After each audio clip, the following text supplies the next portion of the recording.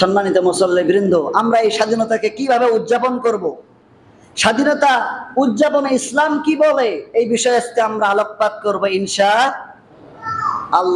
আপনারা সকলেই জানেন যে আমার প্রিয় নবীজি যে মক্কার জমিনে তাকে আল আমিন আস-সাদিক তাকে উপাধি দেওয়া হয়েছিল, সেই নবীর উপরে এই কাফের মুশরিকরা যখন তিনি নবুয়তের দাওয়াত নিয়ে আসলেন আমার নবীজি, তখন তার উপরে জুলুমের স্টিম রোলার চালানো হয়েছিল। তার গোত্রের লোকেরাই, তার জাতির লোকেরাই তার উপরে জুলুম স্টিম রোলার চালিয়েছিল সুদীর্ঘ 13 বছর। যেই কাবাঘরের চাবি ছিল আপনার হচ্ছে একজন কাফিরের হাতে। সেই কাফিরের নাম ছিল তালহা। ওসমান ইবনে তালহার হাতে কাবাঘরের চাবির দায়িত্ব ছিল। একদিন বিশ্বনবীজি হিজরতের পূর্বে ওসমান ইবনে তালহাকে গিয়ে বললেন, ওসমান, আমি কাবাঘরে, আমি মক্কার থেকে চলে যাচ্ছি, আল্লাহর অর্ডার এসেছে, আমি চাই আল্লাহর ঘরে দ্বিধাহীন চিত্তে আমি আল্লাহ তাআলাকে সেজদা দেব, তুমি কি আমাকে কাবাঘরের চাবিটা দিবা? ওসমান ডাক দিয়ে বলে, মোহাম্মদ, তোমার তো সাহস কম না। আবু তালিবের ঘরের চুলার মধ্যে যদি আগুন না জ্বলে তাহলে তোমার পেটের মধ্যে ভাত যায় না। তোমার শখ হয়েছে কাবা ঘরের মধ্যে প্রবেশ করায়, না, আমি তোমাকে কাবা ঘরের চাবি দেব না। তখন আমার নবীজি ডাক দিয়ে বলেন যে, ওসমান, তুমি জানো আল্লাহ তাআলা তোমার হাতে চাবি রেখেছেন, আল্লাহ তাআলা একদিন চাইলে আমার হাতে এই কাবা ঘরের চাবিটা উঠায় দিতে পারেন, তখন কি তুমি আমাকে চাবি দিবা না? তখন ওসমান ইবনে তালহা হাসি তামাশা করলো যে, ফকিরের ঘরে ফকির, আবু তালেবের ঘরে খানা ফেনা করো, ভাই গায়ে ভালো জামা নাই, তোমাকে কেউ মূল্যায়ন করে না, তোমার জাতির লোকেরা তোমাকে দাম দেয় না, তুমি আবার রাষ্ট্র ক্ষমতা দখল করবে, মক্কা বিজয় করবে, এই ক্ষমতা কোথায় পেয়েছো? সে এই কথা বলে আমার নবীজিকে কষ্ট দিল। নবীজিকে সেই কাবা ঘরের চাবি দিয়ে সেদিন কাবা ঘরে নবীজিকে ঢুকতে দেওয়া হয় না। কথা বলেন ঠিক কিনা? এরপরে আমার নবীজি মনে ভারাক্রান্ত কষ্ট নিয়ে মক্কা থেকে মদিনায় হিজরত করলেন। তার কারণ 13টি বছর তিনি কষ্ট সহ্য করেছেন। তার জাতির লোকের কাছ থেকে ক্ষমতার সবচাইতে অপব্যবহার করে তাকে আক্রমণ করা হয়েছে, সাহাবাদের উপরে জেল জুলুম জরিমানা, তাদের উপরে স্টিম রুলার চালানো হয়েছে। কথা বলেন ঠিক কিনা?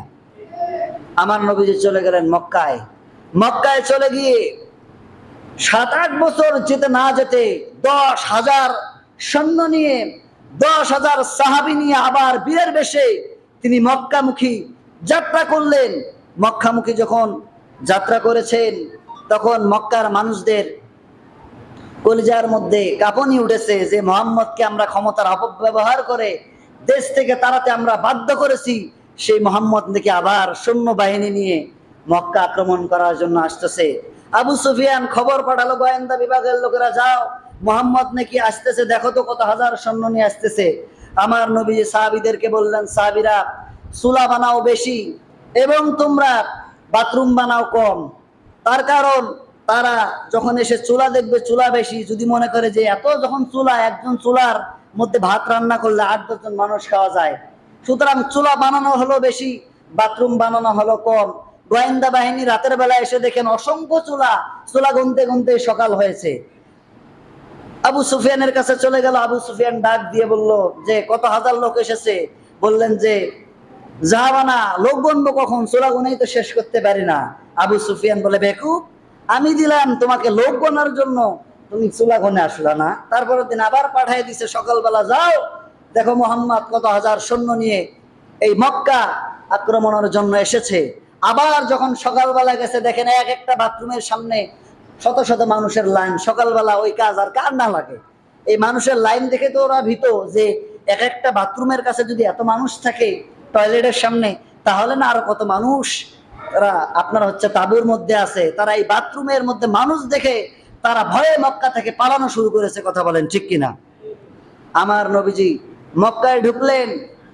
মক্কায় ঢোকার পর সাহাবীদেরকেও বললেন, ও আমার সাহাবীরা, তোমরা কোনো বেসামরিক লোকের গায়ে হাত দিবে না, কোনো মহিলার গায়ে হাত দিবে না, কোনো শিশুর গায়ে হাত দিবে না, যারা অটিস্টিক, যারা প্রতিবন্ধী, তাদের গায়ে কোনো আক্রমণ তোমরা করবা, আক্রমণ করা যাবে না। যারা তোমাকে মক্কায় ঢুকতে বাধা দেবে তাদের বাধা মোকাবেলায় যতটুকু শক্তি প্রয়োগ করা দরকার সেই শক্তিগুলো তোমরা প্রয়োগ করবে, কিন্তু অন্যায়ভাবে, অহেতুকভাবে, মক্কায় কোনো লোককে তোমরা আক্রমণ করবে। এটি ছিল আমার নবীর আদর্শ। কার আদর্শ? কথা বলেন না কেন? নবীর আদর্শ লালন করা লাগবে না? অবশ্যই লাগবে, আমরা তো তার উম্মত। তিনি কিরকম উদার ছিলেন, যখন তিনি মক্কায় এক পর্যায়ে ঢুকলেন, দেখেন একজন বুড়ি তার টুপলা টাপলি নিয়ে দৌড় মারবে, আবার টুপলা হাত থেকে পড়ে যায়, মাথার থেকে পড়ে যায়।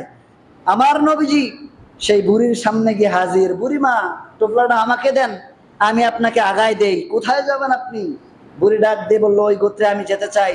আমার নবীজি, বিশ্ব নবীজি, তিনি নিজেই একজন বৃদ্ধা মহিলার টুপলা টাপলি তথা কর্জ, তার জিনিসপত্র আমার নবীজি নিজেই তার মাথায় তুলে নিয়েছেন। জোরে বলি সুবহানাল্লাহ। নবীজি মাথায় নিয়ে সেই স্থান পর্যন্ত পৌঁছায় দিলেন।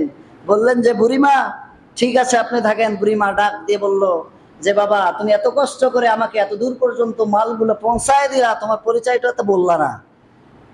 বুড়িমাকে ডাক দিয়ে বলেন যে, বুড়িমা, যেই আব্দুল্লাহর বেটা মোহাম্মদ, যার ভয়ে আপনি মক্কা থেকে পালিয়ে অন্য স্থানে চলে আসতেছেন, আমি সেই ইতিম নবী, আমি সেই মক্কার আব্দুল্লাহর পুত্র মোহাম্মদ, জনাবে মুহাম্মদুর রাসূলুল্লাহ সাল্লাল্লাহু আলাইহি সাল্লাম। বুড়ির চোখ দিয়ে পানি বের হওয়া শুরু হয়ে গেল। বললেন, ডাক দিয়ে বললেন যে, মোহাম্মদ শোনো, তোমার বিরুদ্ধে যে প্রোপাগান্ডা গুলো শুনেছি, তোমার বিরুদ্ধে যে অন্যায় অত্যাচারের কথা শুনেছি, আমি জানি না যে তোমার এত সুন্দর চরিত্র। আমাকে কালিমা পড়ায় দাও, আমি কালিমা পড়ে মুসলমান হতে চাই। লা ইলাহা ইল্লাল্লাহু মুহাম্মাদুর রাসূলুল্লাহ। জোরে বলি সুবহানাল্লাহ। এই হলো আমার নবীজির চরিত্র।